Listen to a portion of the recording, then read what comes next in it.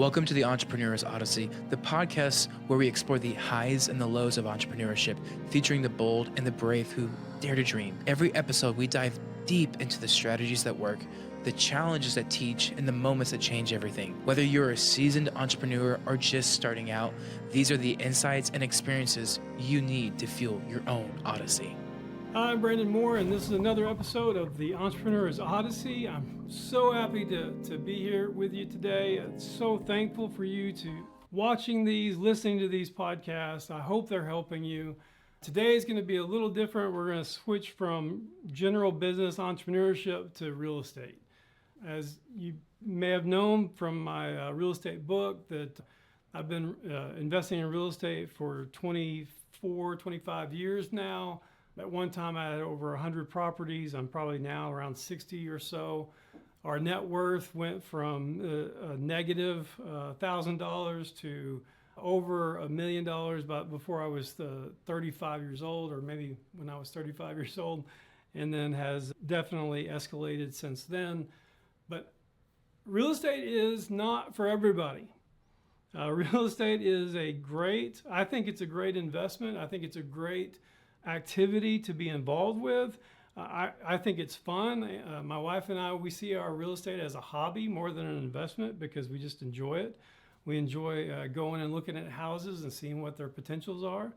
Our area of investing is pretty niche. It's in the residential real estate, probably middle to low income area of housing. Most of our houses are 2-bedroom, 1-bath, but we do have a lot more 3-2s than we used to now that we're older and more picky about the houses that we purchase. But we still like the little houses that are fun and in great neighborhoods that are cozy with just 2 bedrooms, 1 bath. But anyway, how did we start our journey? And in my book, The eHero's Guide to Real Estate Investing, I talk a lot about our journey and how we started. And what we knew at the beginning is that we wanted to invest in real estate, and we knew that we needed information. We found a mentor, somebody who could answer questions, and I bothered and pestered him for 3+ years, and then finally he turned to me and said, "Brandon, at some point you got to pull the trigger. You got to actually do something about the information I'm giving you." And so we did. We bought our first house. It was $26,400. And I went to a bank that was doing 100% financing at the time. They don't do it anymore, but they were doing 100% financing at a reasonable 9.5% interest. That was awful. And anyway, we went down to the closing, and the realtor told me that we needed to bring $400 to closing, and we didn't have it. We actually borrowed the money to put the escrow on the purchase, which I don't recommend you doing that, but we did. And then when the realtor told me that I had to bring cash to closing, I went to prayer. And I called my wife and had her pray. And then since I worked downtown and the title company was downtown in the great metropolis of San Angelo, Texas, I walked to the title company. And when I opened the door, the realtor was there, and he said, "I'm sorry, Brandon, I told you to bring a cashier's check for $400. In truth, they owe you $400 at closing. They're going to hand you a check for $400. I said, "Oh, good," because I didn't have it. I figured that they would either laugh at me or give me keys. And thankfully, I walked out of there with some keys. And that became our first house in our real estate journey. We didn't get a renter or a tenant to occupy the property until the day before the payment was due, which we did have the money for that, although it would have probably emptied our bank account at the time. And so it was a risk. It was something that we were going to do, and we risked a lot to do it. Now that I'm older and wiser, I probably would have recommended having some savings built up before you actually take this journey. Maybe take the Dave Ramsey approach of $1,000 in emergency, and then eventually 3 months of reserve cash before you start investing in real estate. Another thing I hear people all the time say, I have to pay down debt before I start investing in real estate. And for us, we used our real estate to pay down our debt. We did have credit cards, we did have mortgage, we did have car loans, and because of our real estate investments, we were able to pay those down and pay those off to where, I guess probably 5 or 6 years in, we decided that we were not going to have car loans anymore. We were going to, if we couldn't pay for a car with cash, we weren't going to have it. And it's pretty much what we've stuck to. Although for one of my businesses, I did borrow money to buy a truck to pull a trailer, but it was quickly paid off. Business debt, I don't really have a problem with. It's just individual debt personally I have a problem with. But let's get into how to start, where to begin. One of the things that you might do is, what you need to know is that if you look for a property and you see it on Zillow, or you see it on realtor.com, or you see it in one of these other national, that's being offered by a real estate agent, and it's probably set to retail prices. Now, what does that mean? Okay, retail is what the public pays because they don't have time or patience, or they're looking for their home to live in. An investor, however, they want wholesale prices. They want a price that is substantially less than retail, that usually comes from a house that's off market. And you'll be happy to know that there are wholesalers out there that will help you find some wholesale deals for a fee, of course. Now, is that how we started? No, of course not. We were broke. We couldn't pay anybody anything. And so what we did was we drove around looking for sale by owners or vacant houses that we could contact the owners. And how do you do that? You write down the address, and then you look up on the county website, the appraisal district. In Texas, it's the appraisal district website to see who owns it, and then see if you can't contact that person either by mail or by phone.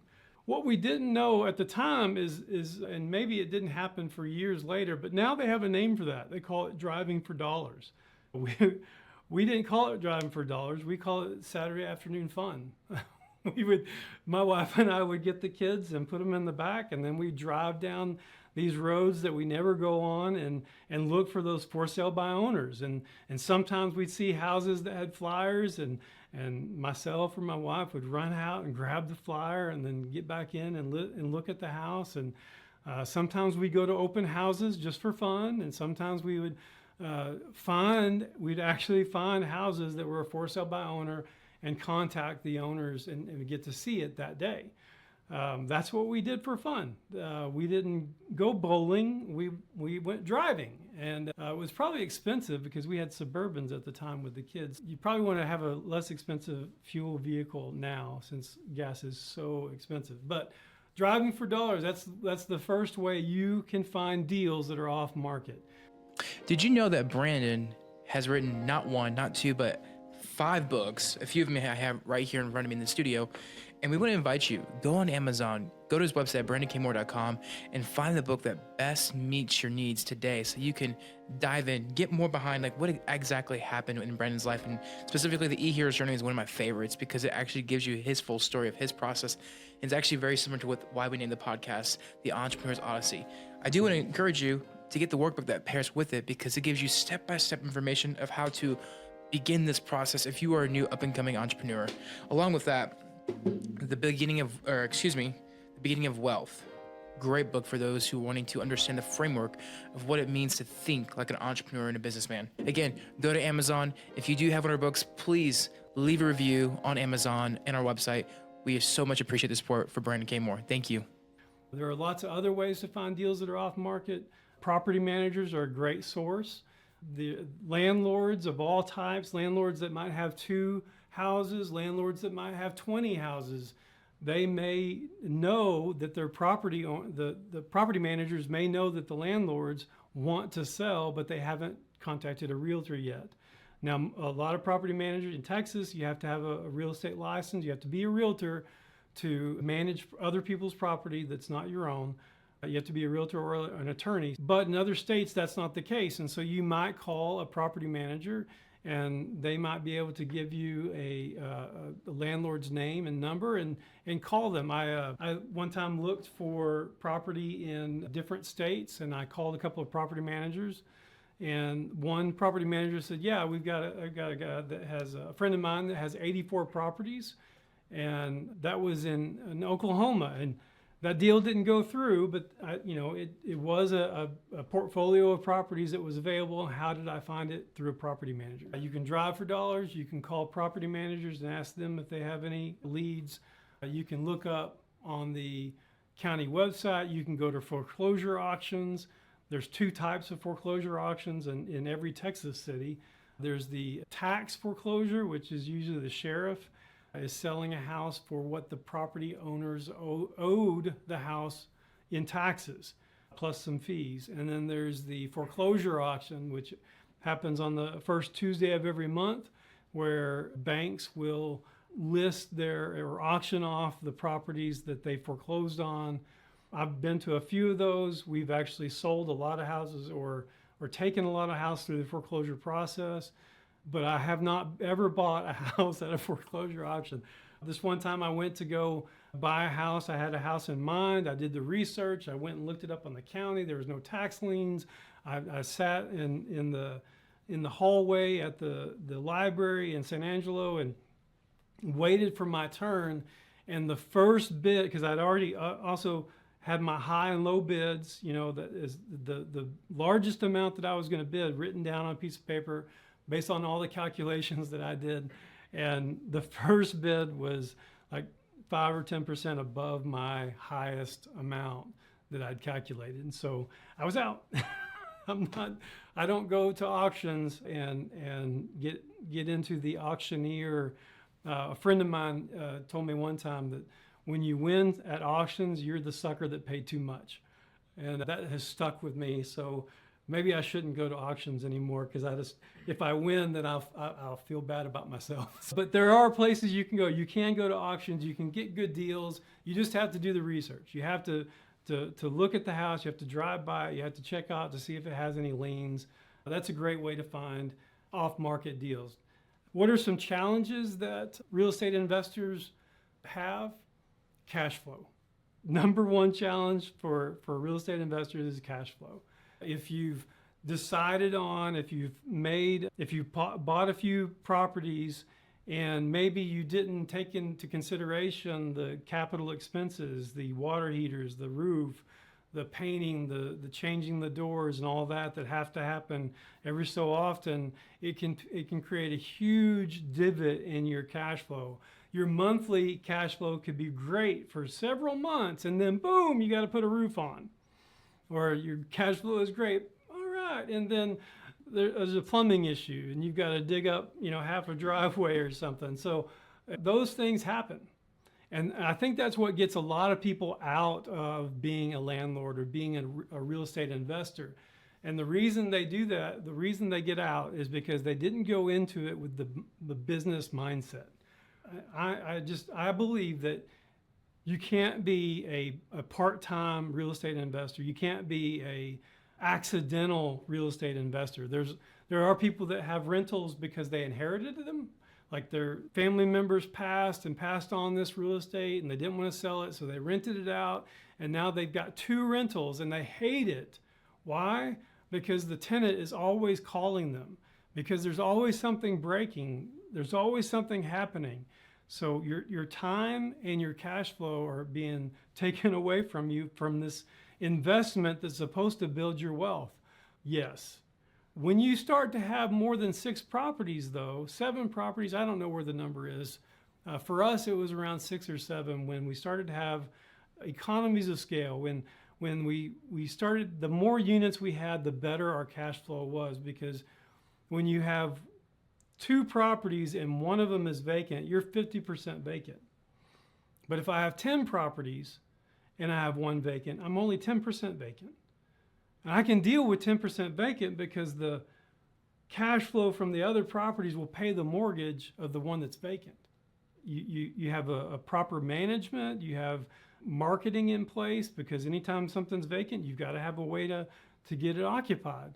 And for us, that's having a property manager. We used to be, I was all about having, managing it in-house, all about it. But recently we've started feeling more comfortable about having a property manager, especially since we own houses in other cities. When you have houses in other cities, you can't be there to fix a toilet. You've got to have somebody, a team there to help you manage that property. And so yes, using a property manager. But the way that we manage our cash flow, first of all, you make money on the purchase. You've got to make sure that you're buying this property at a price that you can make money off of it. If you spend too much money on it, you'll be struggling to manage that cash flow. And so your money is made on the purchase. When you buy the property, are you buying it at a discount? Are you buying it at wholesale prices or retail? When you buy it at retail, your margins are going to be very thin, if they're at all, and it'll be hard to make any money off of it. Now, another thing that you can do after the purchase is every so often flip a house. It works great for us. It works great for us as we have a 6 or 7 months, and we see our cash account is depleting some, and we want to replace some of that. We'll take one of the houses that we've owned for a little bit, do some renovations on it, and put it out for market and flip it. Or we'll find a house that we can buy real cheap, put some money into, and flip for the capital gains. It's either way works. I like taking the rental, because if you've owned it for more than a year, then you get the better capital gains tax treatment. If it's a short-term flip where you buy it and then renovate it in 6 months, within 6 months sell it, you're going to get ordinary income tax treatment. And so that won't be that great. But again, for cash flow, it's all about on the purchase, and then I think flipping a house every once in a while would really help you. Another question is, how do you manage buying more property with limited resources? Limited resources, I think, is an excuse. It's an excuse for the non-creative. There's all kinds of ways to buy property. You can buy property with low down payment. You can buy property with owner financing. You can buy property using the BRRRR method. If the BRRRR method is buy, renovate, rent, refinance. And we used to do this all the time, because we started out with $25,000, $50,000 in cash to start. When I had formed a partnership with my father-in-law, we had $50,000 to start with. And so we would buy property, renovate it, rent it, refinance it. The refinance would pay us back for the renovation. And so we had basically just the same amount that we started with. And then we find another property and we do the same thing. And we built up an inventory up to nine or 10 houses that way, and still maintain that initial capital amount. There's all kinds of ways to manage purchasing property. You just have to get creative. And the Bible says that you have not because you ask not. I'm also a firm believer in that. When I put a contract on a house, or when I put an offer on a house, one of the first things I ask is, are you willing to finance it, owner finance it? Because if you'll owner finance it, then I'll try to refinance it. If you'll owner finance it with 100% financing, then I'll try to refinance it within the next couple of years. Well, what does that do for me? It means that I don't have to have a huge down payment. What does it do for them? It might give them monthly income for a little while, and then a big cash payout later. It might spread the tax from one year to the next. So there's lots of benefits on both sides for owner financing. So it's a great way to pick up property without a lot of money out of your pocket. These are some things that we do as a real estate investors. I think maybe that it helps you. I hope it did. If you have questions about real estate, if you want to do another episode about real estate, let us know. It's one of my favorite topics. It's not my main line of business, but it is one of my businesses, and we definitely treat it as a business, to where we have a goal, we have plans, we have managers and teams in place, and we're going somewhere with it. I hope that you do too. I hope you pick it up. There's plenty of real estate out there. The more competition, it does not bother me at all. There's plenty of real estate out there, and I'd love to see you prosper in it. Thanks for watching the Entrepreneur's Odyssey. I hope it's been good for you. Share, give us some comments. Thank you so much. Thank you for joining us on the Entrepreneur's Odyssey. We hope today's journey has left you inspired and ready to push the boundaries of what you thought was possible. Make sure to like and subscribe wherever you listen to your podcasts. Don't forget to rate and review us, and share this episode with someone who could use a little inspiration on their entrepreneurial journey. Join us for more insights and stories. Until then, keep chasing your dreams and write your own Odyssey.